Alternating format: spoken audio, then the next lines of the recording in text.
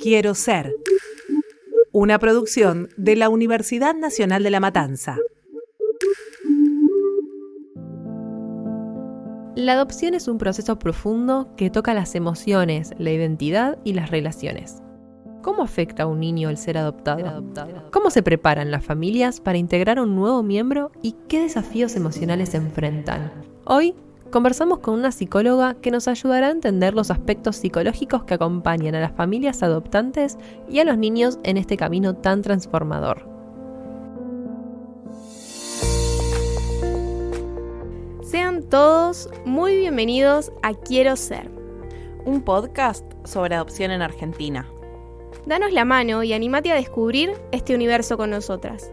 Yo soy Cande. Y yo soy Lu. En este episodio vamos a hablar con Romina Grosso, psicóloga y directora del programa Familias Solidarias.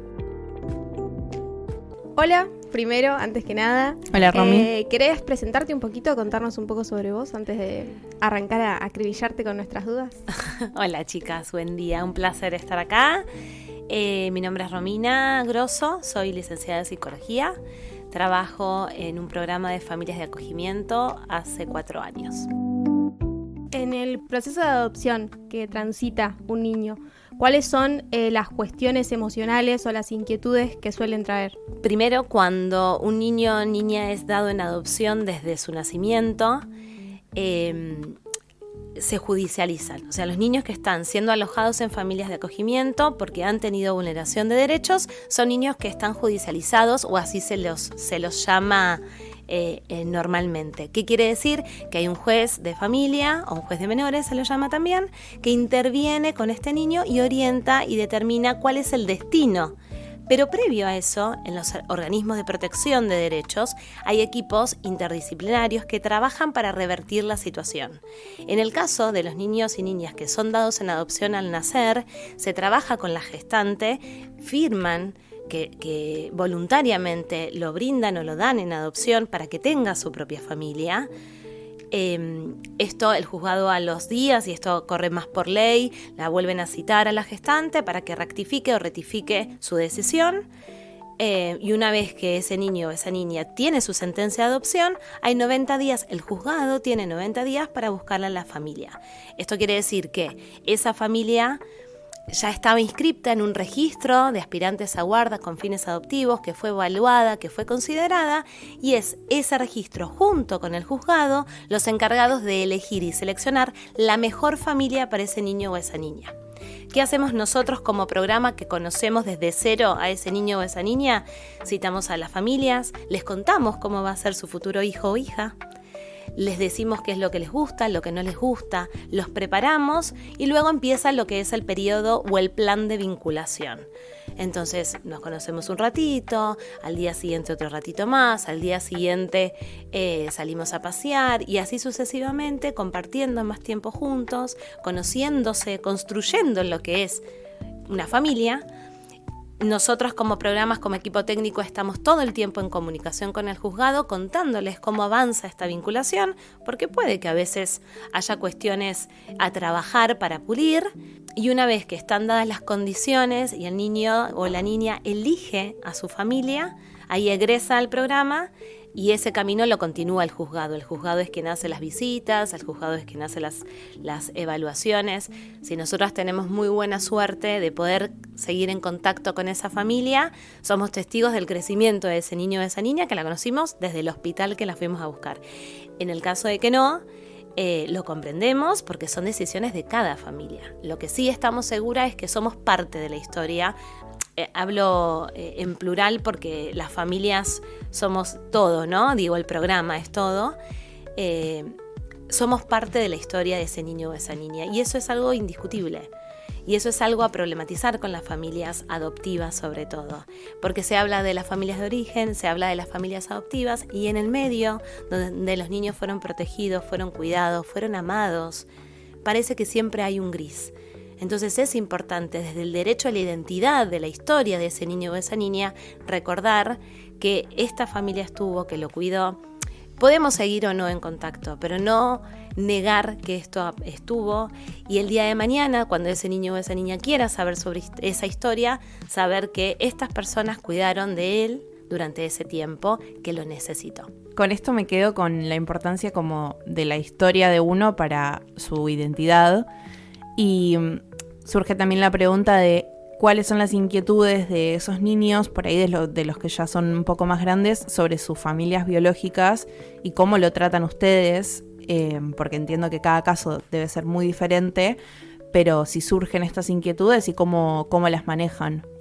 Cuando los niños, en realidad esa es una parte compleja, siempre tratamos de que estén acompañados por su espacio terapéutico individual, porque los niños lo que tienen que hacer es el proceso de duelo de su familia de origen para comprender que van a tener una nueva familia, que merecen tener una familia.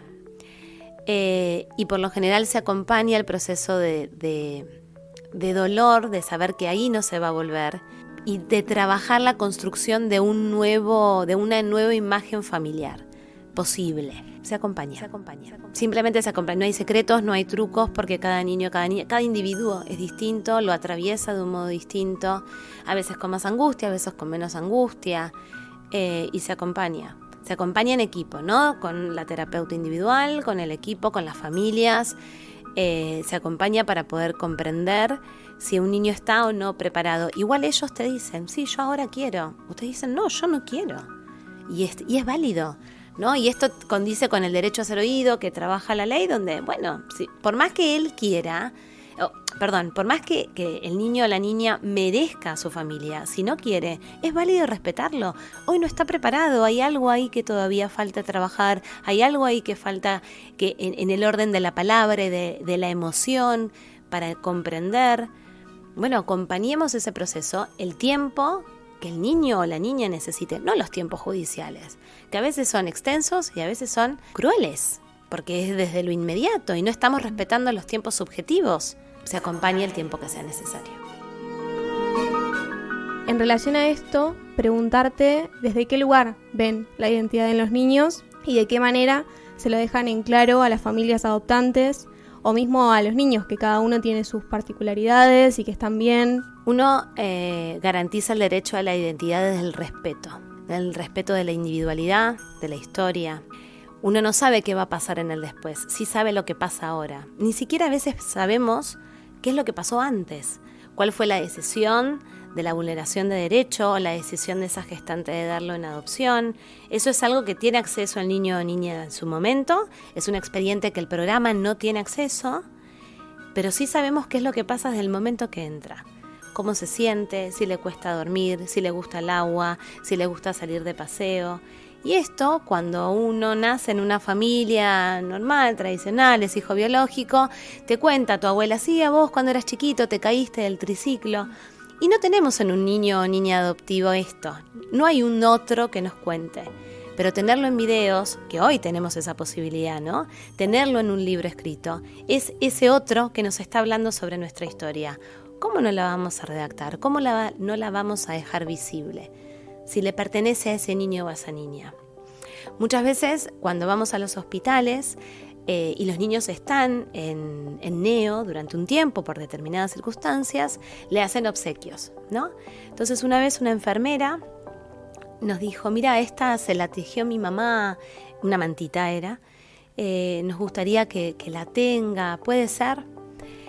Obviamente que nosotros guardamos todo, y cuando egresa al programa se lo damos a su familia y decimos, mira, esto lo tenía en el hospital.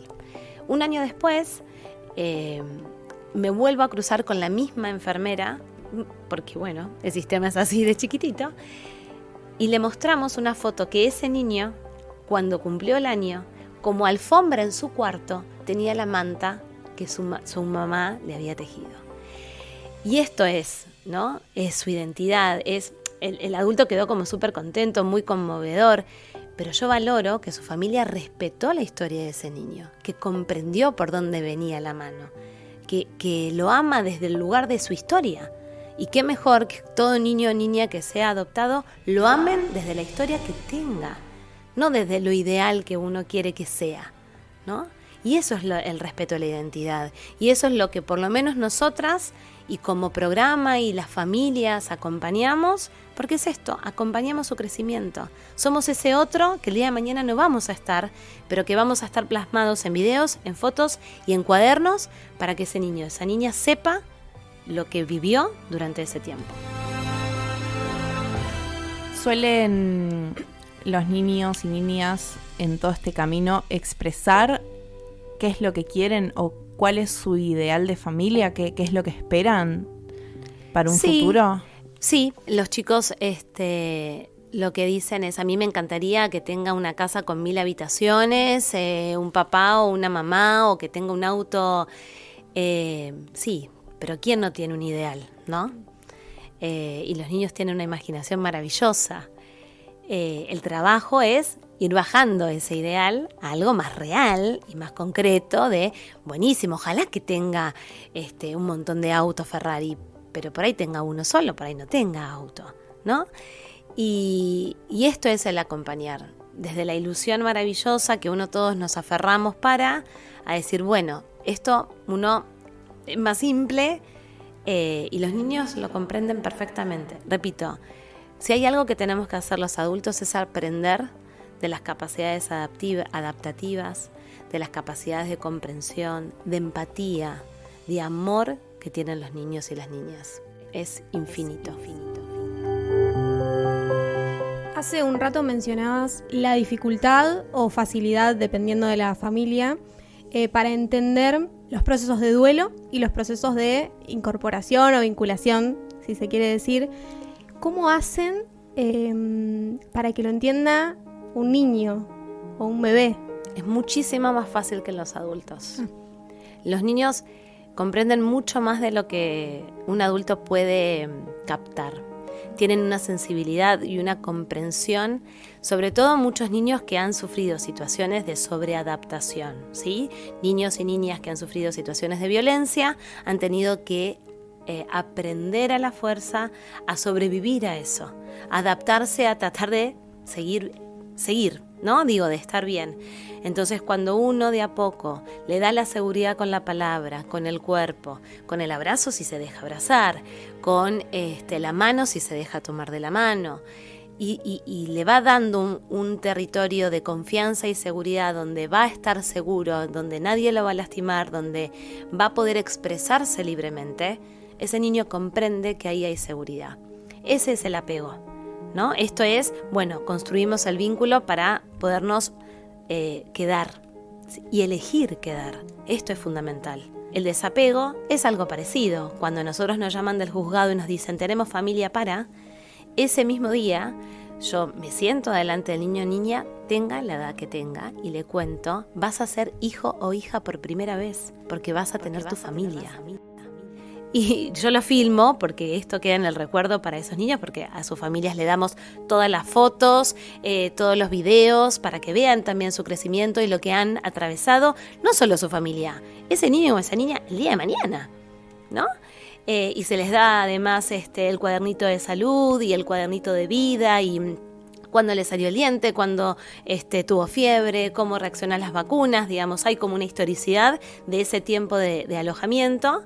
Cuando les contamos esto a los niños, enseguidísima ellos comprenden y saben y se preparan, y por ahí a la noche les voy a contar una historia maravillosa. Nosotros tuvimos una niña que su familia de acogimiento le leía un cuento todas las noches. El día que nos enteramos que al día siguiente iba a conocer a su familia, le leyó el cuento de ella. Le contó cómo llegó al mundo y dónde estuvo y quiénes la cuidaron y cómo se portó. Le contó la vida de ella hasta ese momento. Esta niña a las 4 de la mañana, no sabemos por qué o qué es lo que había pasado durante, digamos, el embarazo de ella y demás, lloraba con mucho temor. Uno lo calmaba y seguía durmiendo tranquila. Esa fue la primera noche, de ahí en adelante, que nunca más lloró. Y esto es tan visible y tan claro, ¿no? Que los niños entienden perfectamente lo que uno les transmite y cómo poder habilitar esto. Es decir, bueno, te van a venir a buscar, te van a venir a conocer. Fulanito, menganito, esta es tu familia, ¿no? Y cuando uno como adulto habilita ese territorio y le habilita a los niños en la comprensión de que viene algo nuevo y mejor, todo sale bien. Puede que no también, pero bueno, uno intenta siempre que salga bien. ¿Ha pasado o has visto durante el proceso de adaptación, ya por ahí con la familia adoptante, problemas como en la vinculación o más bien en la adaptación de los padres y por ahí no tanto del niño, niña? ¿Cómo manejan esas inquietudes o esas frustraciones que por ahí pueden llegar a sentir? Una vez nos pasó una mamá que cuando conoció a su hija dijo, pero es mucho más grande. Porque claro, desde el momento que le contaron que iba a tener una hija y que era de una determinada manera, con determinados meses, la niña creció. Estábamos en época de pandemia, los tiempos se extendían mucho más, los niños crecen mucho en poquito tiempo. Y se sorprendió. En su imaginación tenía otra niña presente. Ante esta sorpresa, tanto nosotras como equipo lo hablamos con ella, lo informamos al juzgado y el juzgado y nosotros contuvimos esa sorpresa. Y esa mamá comprendió perfectamente que claro, que el tiempo pasa, que crece, y se empezó como a ayornar, decir, bueno, no, está bien, la ropa la voy a cambiar por 2 tallas más grandes si es necesario, ¿no? Y una decisión real de ella. Y eso, ¿no? Digo, desde el lugar del acompañar y de nunca dejar acompañar. Hoy nos pasa que hay familias adoptivas que nos siguen mandando mensajes y nos dicen, ay, ¿a vos te parece que pudiera yo hacer esto? Digo, vos sos la mamá y vos la conocés. Pero vos creés que... Y claro, lo que está... No es que me está diciendo, estoy pensando, vos me dejás. No, es buscar la seguridad que sí la tenés, ¿no? Entonces orientar y acompañar así. Vos sos la mamá y vos la conocés y vos sabés qué hacer o qué no hacer. Y van por ese camino, ¿no? Digo, esto de al acompañar no importa el tiempo que pase, saber que uno también está, no solo para ese niño, esa niña, sino para sus familias. Esto es adopción. La integración, la inclusión y el acompañar el tiempo que sea necesario mientras uno esté. ¿Qué es lo más gratificante que encontraste en ese laburo y lo que más te chocó para mal? El lado de la restitución y del lado de la protección es mucho más gratificante que... digamos, de estar desde el otro lado, ¿no? La temática es muy dolorosa. Estamos hablando de infancias y adolescencias lastimadas, rotas, muy vulneradas. Y poder estar desde el lado más restitutivo, en el sentido de que los niños están dentro de una familia, en un contexto familiar, siendo reparados de aquello que los lastimó, y ver los resultados positivos que tienen en el después, ¿no? La seguridad que ganan, la confianza, esta cuestión de poder brindarle su espacio, su escucha, su lugar, su contención y sobre todo el trato individualizado que necesita cada niño y cada niña. Eso es lo más gratificante, saber que el logro es mayor que la historia de cada pibe. ¿Cómo llegaste a especializarte en este tema? En este camino a la adopción, específicamente en lo que son familias de acogimiento. Yo ingresé a trabajar en el servicio local de 3 de febrero. Los organismos de protección de derecho trabajan con la vulneración de los niños, o mejor dicho, protegen ante vulneraciones de niños, niñas y adolescentes. Una de las vulneraciones, por así decirlo, es el abandono, o cuando se toman una medida excepcional, lo que se hace es proteger a ese niño, esa niña o adolescente y si no hay una mejor opción para resolver esa situación de vulneración, se institucionaliza. Esto quiere decir que o para protegerlo y para resguardarlo van a un hogar convivencial de niñas y adolescentes, o lo que se llama como alojamiento alternativo a familias de acogimiento. Entiendo que ustedes, el laburo que hacen es como previo y ya a la hora de la adopción, ¿no? Tras la adopción ustedes ya no saben nada más. Claro, una vez que el niño o la niña egresa del programa y que se va a vivir con su familia para siempre, y esto lo determinamos si bien lo determina el programa en todo el tiempo en comunicación con el juzgado, ¿sí? Son ellos quienes autorizan, sí, ok, se puede ir. Entonces nosotros decimos, miren, ya estamos preparados para que pueda estar con su familia, ok, mandan oficios, digamos, una cuestión como mucho más administrativa, y el egreso se efectúa el día tal, el horario tal, con la preparación tal, ¿no? Digamos, se hace como también una celebración con sus obsequios. El después, no hay nosotros como equipo técnico o como organismo, no tenemos más injerencia. Eso lo sigue el juzgado, ¿no? Digo, cómo va la convivencia con su familia, cómo va con su familia ampliada, abuelos, tíos, ¿no? Eso lo sigue el juzgado hasta que determine la adopción plena o simple, y ya ahí nosotras no tenemos más conocimiento.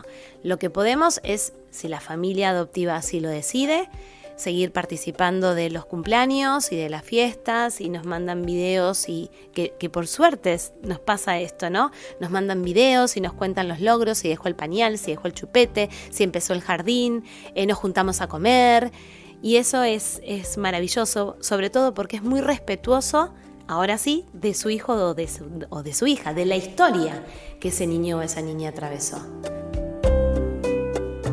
¿Qué herramientas tienen para acompañar a los niños y niñas durante todo este proceso? Cuando los niños son alojados, lo primero que hacemos, depende cómo ingrese al programa ese niño o esa niña, se hace una historicidad de la historia clínica, por ejemplo. El equipo que toma la medida de abrigo o la medida excepcional, y esto está encuadrado en una ley, en la 26061, de protección de derechos de niñas, niños y adolescentes. Cuando se toma esta medida, en realidad lo que se hace, o nosotros lo que hacemos, es empezar a historizar, ¿no? Bueno, cómo vivía, qué es lo que hacía, qué es lo que no hacía, qué escuela iba, cómo fue el contexto. En los niños muy pequeñitos que son dados en adopción, por ejemplo, al nacer, bueno, cómo fue el embarazo, fue controlado, no fue controlado, nació con alguna situación particular a resolver a futuro clínico, médico. Estas cuestiones se empiezan como a historizar, se hace la gestión de turnos médicos, de hospitales, en hospitales o en salitas, lo que es en educación, y a partir de ahí se continúa acompañando, ¿no? Creo que esto es lo que siempre uno refuerza. Las familias de acogimiento acompañamos a las infancias en lo que necesiten durante el tiempo que estén, para acompañar su desarrollo saludable, para protegerlos, para darles amor, afecto, y sobre todo para poder estar ahí presente en cuerpo, respondiendo a las demandas que todas las infancias nos solicitan.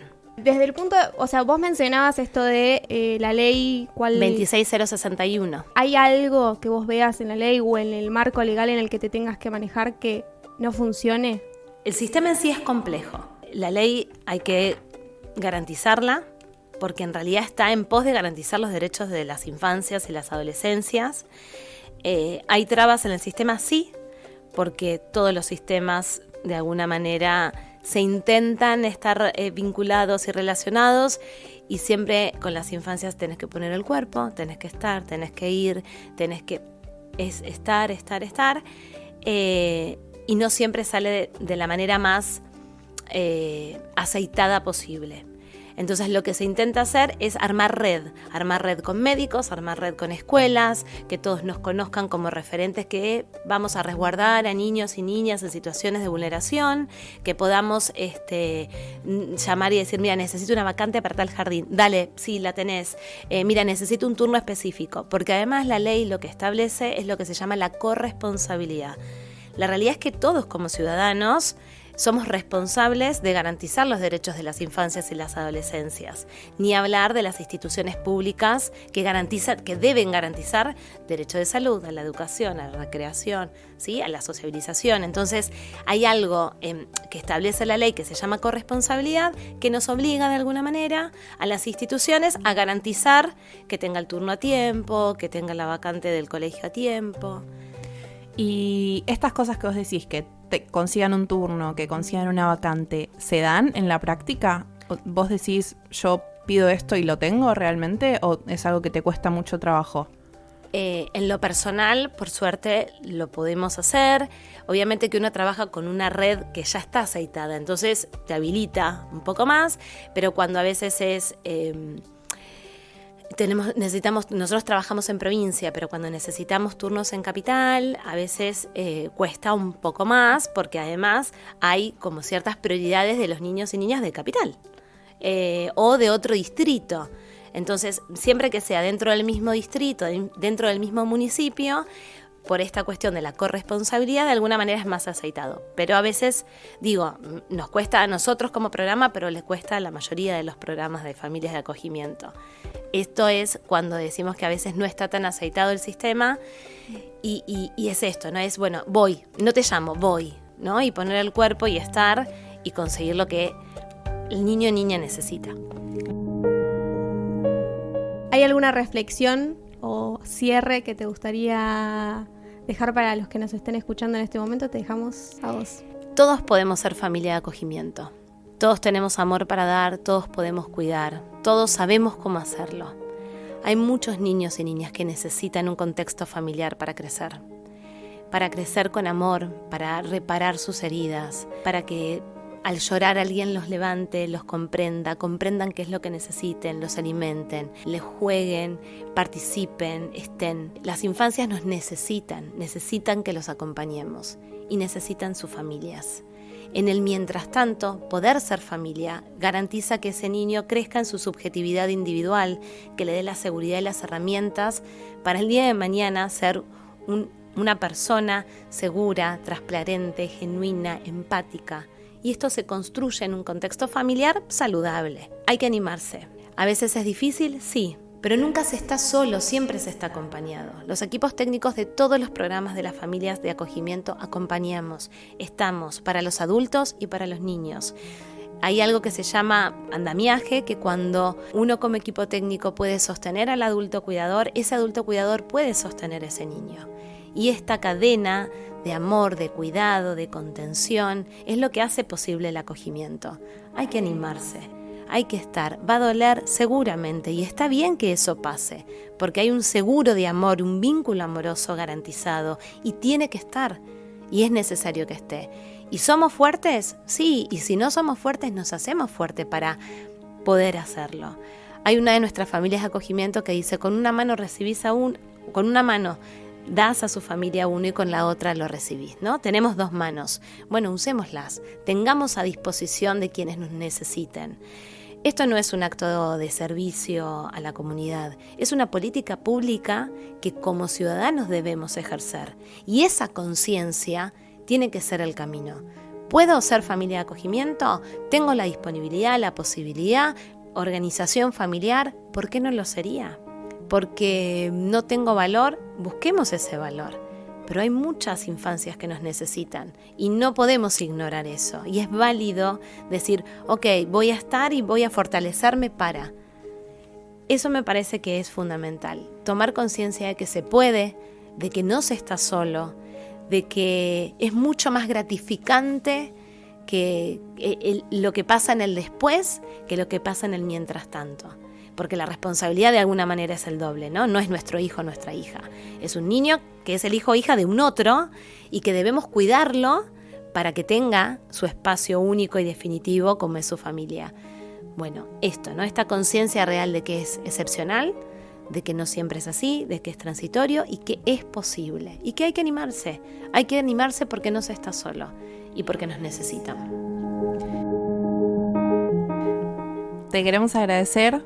Todo lo que dijiste es muy bello y trajiste mucha información para esclarecer un poco este tema que es tan complejo y tiene tanto dentro para ver, para investigar y para aprender, por sobre todo. Nada más que agradecerte por tu tiempo. Muchas gracias por el espacio, por compartirlo.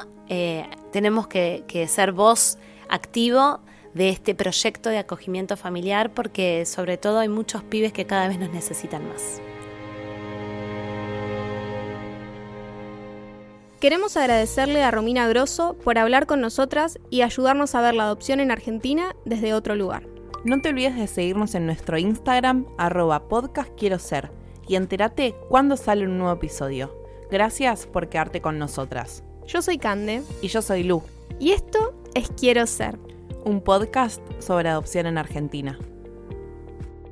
Este proyecto fue creado por Candela Alonso, Lucía Iglesias, Aldana Nichea, Dana Di Pietro, Aimé Ferrero y Julieta Torres. Escuchaste un podcast de la especialización en lenguaje sonoro de la Universidad Nacional de La Matanza.